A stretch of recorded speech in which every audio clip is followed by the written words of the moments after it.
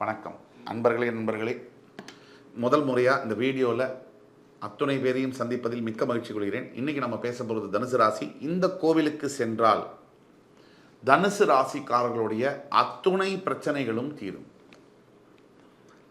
தனுசு ராசி என்பது காலபுருஷனுடைய 9ஆம் வீடு. 7.5 சனியிலேருந்து வெளியில் வந்தால் கூட இன்னும் முழுமையாக பிரச்சனையிலேருந்து வெளியே வராத தனுசு ராசி என்பர்களை நம்ம ரொம்ப சகஜமாக பார்க்கலாம். சேஞ்சஸ்லாம் ஸ்டார்ட் ஆனால் கூட இன்னும் முழுமையாக தனுசு ராசி என்பவர்களால் அந்த மாறுதல்களை உணர முடியல. முக்கியமாக பணப்பிரச்சனை, அதற்கு பிறகு ஆரோக்கியம் சம்மந்தப்பட்ட ஏதாவது ஒரு ஆக்சிடென்ட், சின்ன உடம்பு சரியாகும் போது ஆஸ்பத்திரி அட்மிட் ஆகுது நடந்துகிட்டே தான் இருக்குது தனுசு ராசி என்பவர்களுக்கு. இது எப்படி சரி பண்ணுறது அதை பற்றி பார்ப்போம். இதுக்கு என்ன செஞ்சால் இதெல்லாம் நிற்கும் அதான் நம்ம பார்க்கணும். இந்த வீடியோவை முழுசாக பாருங்கள். உங்கள் ஃப்ரெண்ட்ஸ், ஃபேமிலிஸ் அண்ட் ரிலேட்டிவ்ஸ்க்கு ஃபார்வர்ட் பண்ணுங்கள். எங்கேயோ ஒரு மூலையில் இருக்கக்கூடிய உங்களுக்கு தெரிஞ்ச தனுசு ராசி என்பவர்களுடைய வாழ்க்கையில் மிகப்பெரிய மாற்றங்கள் இந்த வீடியோ கொண்டு வரும் அப்படிங்கிறத கொஞ்சம் கூட சந்தேகம் தேவையில்லை. நிரந்தர மாற்றத்தை கொண்டு வரக்கூடிய சில விஷயங்களை பற்றி பேசுவோம். கிரகம் ஜோதிடத்தில் கிரகம் அங்கே இருக்குது, இப்படி இருக்குது, அப்படி இருக்குது, இதனால் பிரச்சனை, அதனால் பிரச்சனை, எத்தனை பர்முடேஷன் காம்பினேஷனில் நம்ம பேசினா கூட எல்லாத்துக்கும் மீறி கிரகங்களுக்கெல்லாம் அப்பாற்பட்டு முக்கியமான ஒரு விஷயம் என்னன்னா, தெய்வ சக்தியானது யாருக்கு இருக்கோ, தெய்வ பலமானது யாருக்கு இருக்கோ அவங்கள ஒரு பிரச்சனை கூட அவங்க கிட்ட கூட வர முடியாது. அது எந்த தெய்வமாக வேணா இருக்கலாம். அதுலேயும் உங்கள் இஷ்ட தெய்வத்துடைய அருள், பார்வை, சக்தி உங்கள்கிட்ட இருக்குன்னு சொன்னால் உங்களை அண்டவே முடியாது. இது எப்படி சாத்தியம்? சாத்தியமே. இது எப்படி சாத்தியம்னா, முக்கியமான விஷயம், தனுசு ராசிக்கு 1 இல்லை 2 இல்லை பல பிரச்சனைகள் உண்டு. முக்கியமாக தனுசு ராசி, என்னப்பா தனுசு ராசி பாணி அப்படின்னு மற்றவங்க சொன்னால் கூட இவங்க சொல்லுவாங்க, அட போயா, நான் படுற அவஸ்தை எனக்கு தான் தெரியும். போகிற வரவெல்லாம் நான் என்னமோ ரொம்ப சூப்பராக இருக்கேன்னு நினச்சிக்கிறான். உள்ள பூரா காயமாக இருக்குது, வெளியில் பூரா ஷைனிங்காக இருக்குது. இதுதான் தனுசு ராசி. அப்படிப்பட்ட தனுசு ராசிக்கு எந்த பரிகாரத்தை செய்தால், எதை செய்தால் நல்லது நடக்கும்? தனுசு ராசி அன்பர்கள் முதலாக செய்ய வேண்டியது, ராணிப்பேட்டை மாவட்டத்துக்கு பக்கத்தில் இருக்கக்கூடிய ஷோலிங்கர் லக்ஷ்மி நரசிம்மர் திருக்கோவில். ஷோலிங்கரில் இருக்கக்கூடிய லக்ஷ்மி நரசிம்மர் திருக்கோவில் ஒரு 1300 படி இருக்கு. அந்த கோவிலுக்கு சென்று, மிகவும் பிரசித்தி பெற்ற லக்ஷ்மி நரசிம்மர், ரொம்ப மோஸ்ட் பவர்ஃபுல்லான லக்ஷ்மி நரசிம்மர், அந்த லக்ஷ்மி நரசிம்ம பெருமானை வழிபட்டு, முக்கியமாக சனிக்கிழமை காலம்பரை நீங்கள் தரிசனம் பண்ணுறீங்கன்னு சொன்னால் அந்த கோவிலில் சில பிரசாதம் கொடுப்பாங்க. அந்த பிரசாதத்தோட டேஸ்ட் இருக்குது பார்த்தீங்களா, உலகத்தில் எந்த 5 ஸ்டார் 7 ஸ்டார் ஹோட்டலில் கூட அந்த டேஸ்ட் கிடைக்காது. அப்படிப்பட்ட ரொம்ப அருமையான அமிர்தம், பூலோக அமிர்தம் மாதிரி இருக்கும் அந்த பிரசாதம். அந்த கோவிலில் செய்து போய் துளசி மாலையை லக்ஷ்மி நரசிம்ம சுவாமிக்கு அணிவித்து சங்கு தீர்த்தம் தெளிச்சுக்கோங்க. முக்கியமானது, அங்கே இருக்கக்கூடிய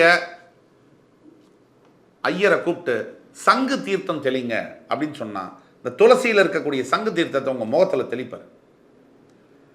அப்போ அந்த நொடி உங்களுடைய வாழ்க்கையில் இருக்கக்கூடிய அத்தனை பீடை, தத்ரம், உங்களை பிடிச்ச பிணிகள், கெட்ட விஷயங்கள், வறுமை, போராட்டம், தடை, தாமதம், தடங்கல்கள், விரக்தி, தோல்வி அத்தனையும் தவிடுபடியாயிடும். அந்த சங்கு தீர்த்தத்தை அவர் சுவாமிக்கு அபிஷேகம் பண்ண சங்கு தீர்த்தத்தை எடுத்து மூஞ்சில 3 தடவை தெளிப்பார். அந்த நொடியே சரி, உங்கள் வீட்டில் காற்று கருப்பு இல்லை வேறு ஏதாவது செய்வினை சூனியம் யாராவது வச்சுருக்காங்கன்ற சந்தேகம் உங்களுக்கு இருந்தால் கூட இந்த சங்கு தீர்த்தத்தில் இருக்கக்கூடிய தீர்த்தத்தை அவர் தெளிக்கும் பொழுது உங்களுடைய வாழ்க்கையில் மிகப்பெரிய மாறுதல்கள் நடக்கும். ஆக தனுசு ராசி நேயர்களுக்கு தற்பொழுது ராசிநாதன் 6இல் மறைந்தாலும் கூட, உபதேசஸ்தானத்தில் சனி இருந்தாலும் கூட, 4இல் ராகு, 10இல் கேது இருந்தாலும் கூட, எத்தனை ஆப்போசிட்டாக இருந்து இப்போ தான் 7.5 சனி முடிஞ்சாலும் ஃபுல்லாக ரெக்கவர் ஆக முடியல அப்படிங்கிற நிலையில் முக்கியமாக பணம் சம்பந்தப்பட்ட பிரச்சனைகள். இந்த பணம் சம்பாதிக்கிறது ஒரு விஷயம்னா அதை காப்பாற்றுறது, பணம் கையில் தங்கிறதுங்கிறது ஒரு பாக்கியம். எல்லாருக்கும் அந்த பாக்கியம் கிடைக்கிறது இல்லை. நிறைய பேர் பணம் சம்பாதிப்பாங்க, ஆனால் கையில் சேர்த்து வைக்க முடியாது. சில பேர் பணம் சம்பாதிக்கவே மாட்டாங்க, பணம் பாட்டு சேரும் கையில். அந்த பணம் தங்கக்கூடிய பாக்கியம் தன பாக்கியம்னு சொல்லுவோம். அந்த பாக்கியங்கள் தனுசு ராசிக்காரர்கள் எப்படி வரவழைத்துக் கொள்வது?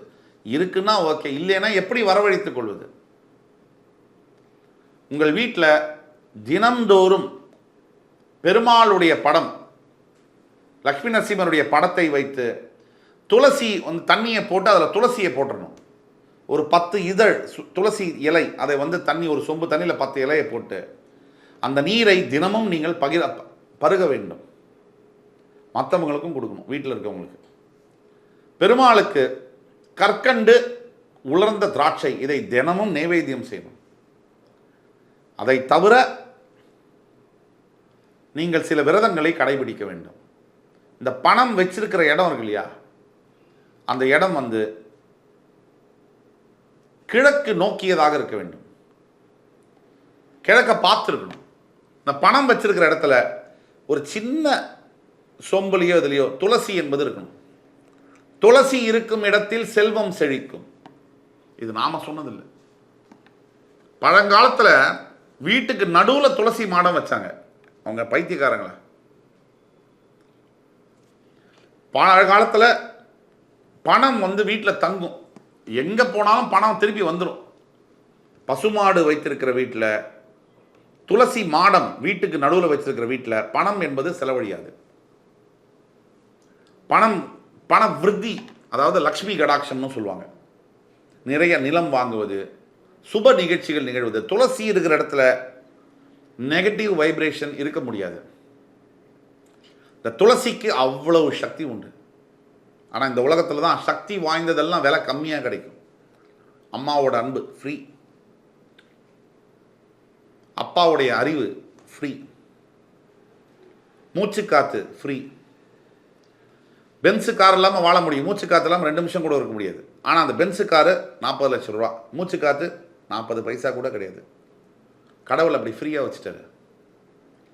அதே மாதிரி துளசி என்பது, நீங்கள் பணம் எங்கு வைக்கிறீர்களோ வீட்டில், அந்த இடத்துல துளசி என்பது ஒரு 4 இதழ் 5 இதழை வந்து அங்கே உள்ள வைங்க. அது வறண்டு போச்சுன்னா திருப்பி அந்த இலையை மாற்றி வைக்கணும். அப்படியே வச்சுட்டு அந்த காஞ்சு போய் அந்த இலை அப்படியே இருக்கக்கூடாது. இப்படி மாறி மாறி வைக்கும் போது பணம் சேர்ந்து கொண்டே வரும். ஆண்டாள் திருஸ்தலத்தில் இருக்கக்கூடிய திருமஞ்சனம்னு கொடுப்பாங்க, மஞ்சள் பிரசாதம். அதை மாற்றிக்கொண்டே வர வேண்டும். ஒரு வாரத்துக்கு ஒரு தடவை அந்த மஞ்சளில் ஒரு பேப்பரில் வச்சோ இல்லை ஒரு பாக்கெட்டில் வச்சோ அதை உள்ளே வச்சு திருப்பி எடுக்கணும். அப்படி வைக்கும் போது பணம் வந்து தனம் வந்து வீட்டில் தங்கும். அதே மாதிரி லக்ஷ்மி நரசிம்மர் கோவிலுக்கு சென்று அவருக்கு அபிஷேகம் செய்து சங்கு தீர்த்தத்தை தெளித்து அங்கே உள்ள பிரசாதத்தை வாங்கி பல பேருக்கு வந்து நீங்கள் எலுமிச்சம்பழ சாதமோ அல்லது தயிர் சாதமோ அன்னதானமாக கொடுக்க வேண்டும். குறைஞ்சது ஒரு 20 பேருக்கு 21 பேருக்கு இல்லை, படியேறி வரக்கூடியவர்களுக்கு நீர்மோர் கூட கொடுக்கலாம். ஒரு பெரிய இதில் எடுத்துகிட்டு போயிட்டு யாராவது ஒருத்தரை கூட்டிகிட்டு போயிட்டு ஒரு அண்டாவில் வச்சு நீர்மோர் கூட கொடுக்கலாம். அந்த மாதிரி கொடுக்கும்பொழுது வாழ்க்கையில் உங்களுக்கு மிகப்பெரிய மாற்றங்கள் நிகழும். பணப்பிரச்சனை தீரணும்னா நான் சொன்னதை குறித்து வச்சுக்கோங்க. வீட்டில் பணப்பெட்டி, பணம் எங்கே வைக்கிறீர்களோ, அது 1 ரூபாயாக இருக்கட்டும் 1 கோடியாக இருக்கட்டும், அந்த இடத்துல துளசி இலையை மாற்றி மாற்றி வைக்க வேண்டும். 3 நாளைக்கு ஒரு தடவை மாற்றணும். அதே மாதிரி ஆண்டாள் சந்நிதியில் தரக்கூடிய திருமஞ்சன பிரசாதத்தை ஒரு கவரில் போட்டு அங்கே வச்சு திருப்பி 1 வாரத்துக்கு ஒரு தடவை மாற்றி மாற்றி வைக்கணும். அதே மாதிரி லக்ஷ்மி நரசிம்ம சுவாமி, இந்த லக்ஷ்மி நரசிம்ம சுவாமி விஷ்ணு சஹஸ்ரநாம வீட்டில் வந்து ஒரு நாளைக்கு 1 முறையாவது ஒலிக்க வேண்டும். இந்த லக்ஷ்மி நரசிம்ம சுவாமியை சனிக்கிழமை வந்து சோளிங்கரில் போய் தரிசனம் செய்து இந்த கோவிலுக்கு சென்று வரும்பொழுது உங்களுடைய வாழ்க்கையில் இருக்கக்கூடிய அத்துணை விதமான பணப்பிரச்சனைகள், உறவு சம்பந்தப்பட்ட, விவாகரத்து சம்பந்தப்பட்ட பிரச்சனைகள், ரொம்ப என்னோட தங்கச்சி மேலே எனக்கு பாசம் சார், ஆனால் என் தங்கச்சி வந்து என் மேலே பாசமாக இல்லை சார், இந்த மாதிரியான விஷயங்கள், எவ்வளவோ சம்பாதிக்கிறேன் சார் ஆனால் வீட்டில் ஒரு 10 ரூபா தங்க மாட்டேங்குது சார், இந்த மாதிரியான விஷயங்கள், இதெல்லாம் வந்து சரியாகும். முழு நம்பிக்கையோடு நான் சொல்வதை செய்ய வேண்டும். இந்த அரை நம்பிக்கை, பாதி நம்பிக்கை, முக்கால் நம்பிக்கை, கால் நம்பிக்கையோடு தயவுசெய்து செய்யாதீர்கள். பண்ணால் முழுசாக நம்பி செய்யுங்க, இல்லையா விட்டுடுங்க. முழு நம்பிக்கையோடு செய்பவர்களுக்கு அந்த லக்ஷ்மி நரசிம்ம சுவாமியின் முழுமையான அருள் கிடைக்கும் அப்படிங்கிறத உறுதியாக சொல்லிக்கொண்டு இந்த வீடியோவை உங்கள் ஃப்ரெண்ட்ஸ், ஃபேமிலிஸ் அண்ட் ரிலேட்டிவ்ஸ்க்கு ஃபார்வர்ட் பண்ணுங்கள். எங்கேயோ ஒரு மூலையில் இருக்கக்கூடிய ஒரு தனுசு ராசி அன்பருக்கு வாழ்க்கையில் மிகப்பெரிய மாற்றங்கள் வந்தே தீரும் என்ற நம்பிக்கையுடன் உங்கள் அத்துணை பேரிடம் இந்த விடைபெறுவது உங்கள் சுபாஷ் பாலகிருஷ்ணன். நன்றி, வணக்கம், வாழ்க வளமுடன்.